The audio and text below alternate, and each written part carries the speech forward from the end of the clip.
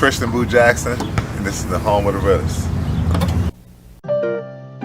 You see here, kid? You gotta just go for it. Don't think about what comes after or what came before. You just gotta bend your knees, take a deep breath, and jump.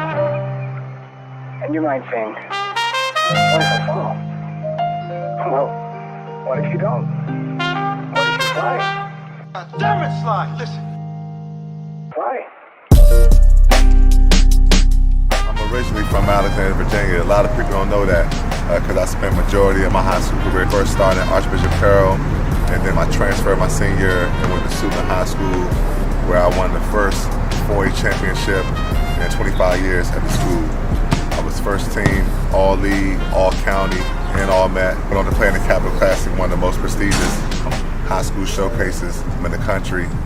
After that, I went to go play at Manhattan College. My biggest motivation growing up playing basketball was just something that I was good at. You know, the guys in my neighborhood, I was tall, they always pushed me to play basketball.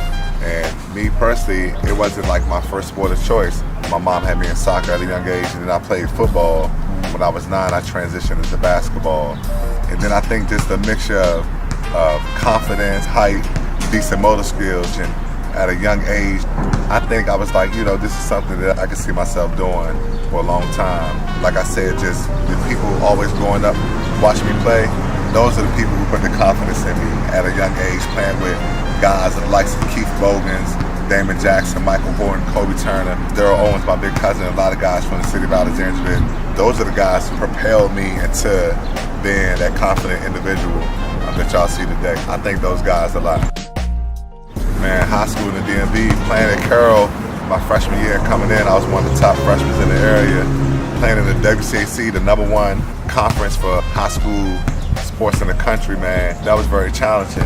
I hit the ground running, playing varsity as a freshman, the first to do so. In 23 years at the school, Carroll Holmes, he gave me opportunity as a freshman to start right away, when normally he had guys either move up or, you know, he never had a guy just start the season off as a freshman on varsity. So that was a big accomplishment for me.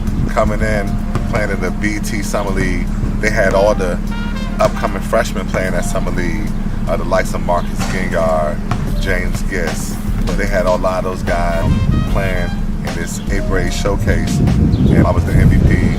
Starting off in the WCAC, traveling at a young age, being able to go to Hawaii as a freshman, playing in some of those top high school tournaments, growing me and preparing me for what was to come.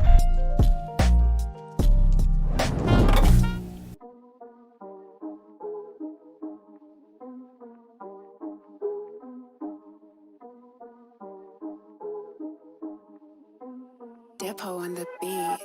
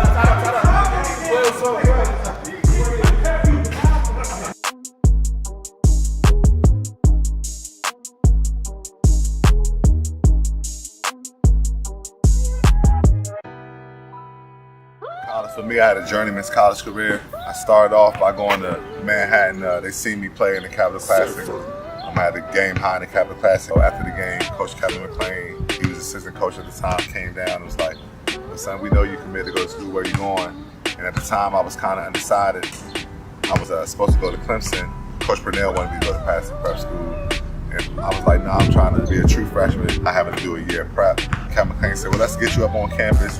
We'll give you an opportunity to see the campus and things like that, and maybe you might take a liking to Manhattan. I went up there for spring fest and things like that, and I love what I saw. Before that, Coach Bobby Gonzalez had came down to watch me play up at Suitland, and Kevin McClain was like, he's gonna be on the red-eye flight, he'll be here first thing in the morning. And I didn't even believe that college coaches came into your living room. He was the one and only coach, Bobby Gonzalez, to come to around London Woods to my mom's home, offered me a scholarship. And once that happened, I was like, yeah, Ma, I think I'm going to Manhattan. So that's why I went first. I went to Bowie State. After things didn't work at Manhattan, Bobby Gonzalez took a job at Seton Hall. And I gave Coach Barry Rorson, he transferred in, he was assistant coach at Pittsburgh. I gave him a year to kind of prove himself, and I thought I would stay. Things didn't work out. Ended up transferring to Bowie State. Played right away, started as a sophomore. We was the North Division champions, had the longest win streak in the country. At one point, 13 straight games. From there, I actually flunked out of Bowie State the second semester. I stopped going to school, and I said, I'll just go pro. Came home, picked up a lot of weight, sat on my mom's couch, drinking, smoking, things like that, and picked up a lot of weight. And then I found myself in a precarious situation. Watts always been a haven for me. It's always been a place where I can showcase my talents. God rest his soul, Big Jeff. He gave me the name Super Boo. Gave me this platform to be Super Boo, to play in front of all these great people down here at Watts. That gave me a lot of confidence. It also awarded me a platform to play and have a college coach come down and see me play at Watts. And for him to offer me a scholarship after that was tremendous.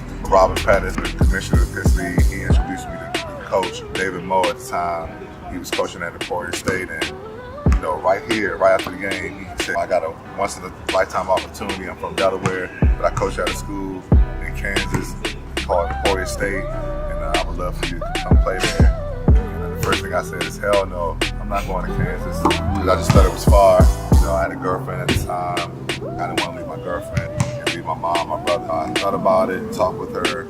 She gave me her blessings. And my mom, of course, was like, yeah, I think it'll be great for you. So I went to Kansas, played in Emporia State half a year. Me and the coach decided it was best that I part ways with the team. And then came back home, ended up going to Frostburg State. Played there for a year, all conference, all ECAC South, all American. Second leading scorer in the country. I broke 8 records in the school. I scored 667 points in one season. It's a 27-year-old record I broken. Did a lot of great things at Frostburg. Was able to obtain my college degree, a Bachelor of Science in Parks and Recreation. That was kind of my college career. I got to thank Coach Brown and Coach Graham Hatch for giving me a once-in-a-lifetime opportunity to come to Frostburg State. And like I said, also to get my degree.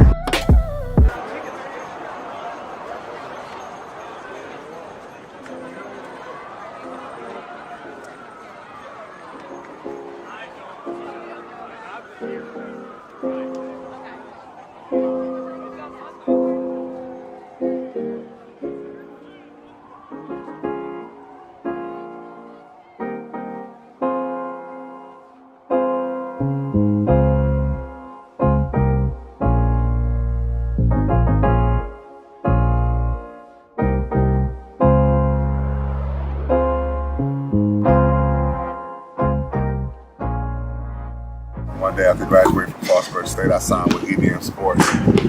Good brother Enrico McClary and his brother Demario McClary. We went to the Cheesecake Factory in Columbia, Maryland.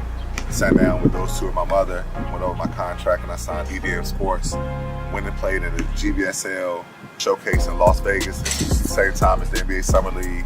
Got a lot of coaches to come over from the NBA Summer League, the D League, at the time of the G League, come over to watch guys showcase their talent. And I ended up being first team all GBSL. I averaged 28 points and 7 rebounds for Team Avia. And I garnered a lot of attention from a lot of teams overseas, a lot of teams in Europe. Ended up going to play with a team in China called Jiangsu Goldie Lions in Juzhou. It's about 3.5 hours outside of Beijing. I was there for a short time and ended up coming home. And then I tried out with the Maine Red Claws, part of the Boston Celtics organization, D-League affiliate. Worked out with them. Then I ended up playing some semi-pro ball, playing in the ABA, playing in the APBL with the Nova Hawks, playing with the Beltway Bombers, winning 2 championships with the Beltway Bombers. Things like that. I just kind of resorted back to what I do, and that was just coming home. Like I said, this area is enriched with basketball. There's a lot of opportunities to play basketball in this area.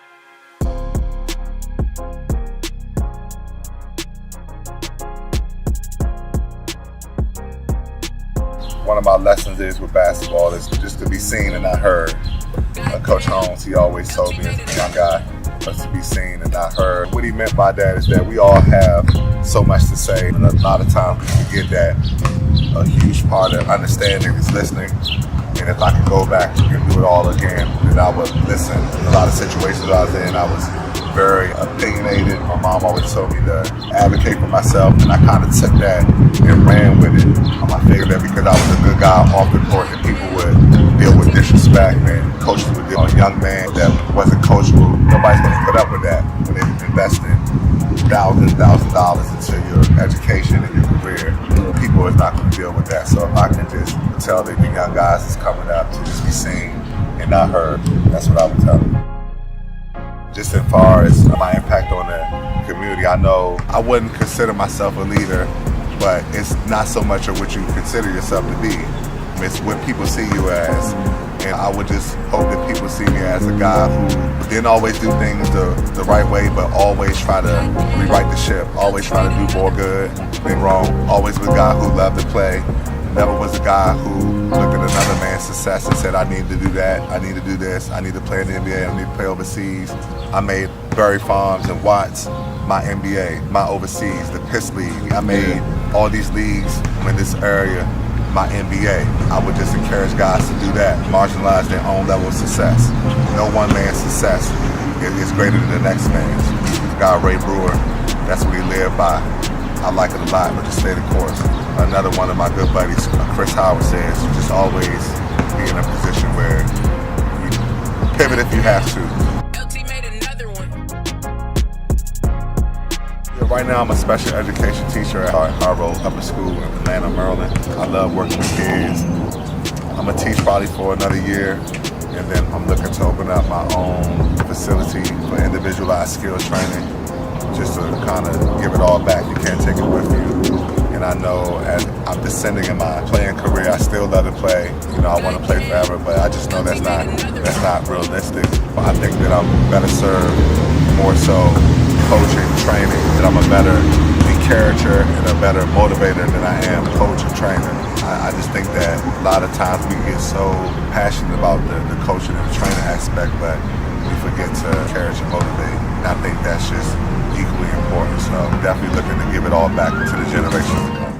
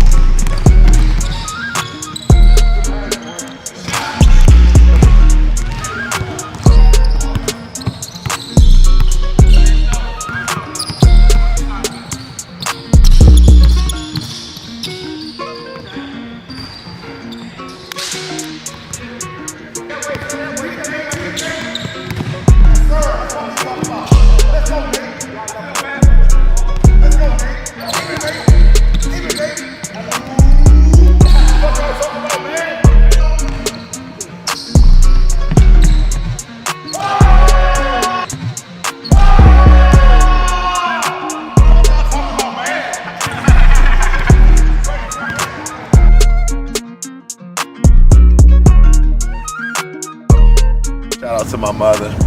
You know, she's really who I do it for. A lot of people always say, you know, you do it for yourself, but there's always somebody that we push for. My push for my mother, my lady, Sean, man. She keeps me going, always support me no matter what it is.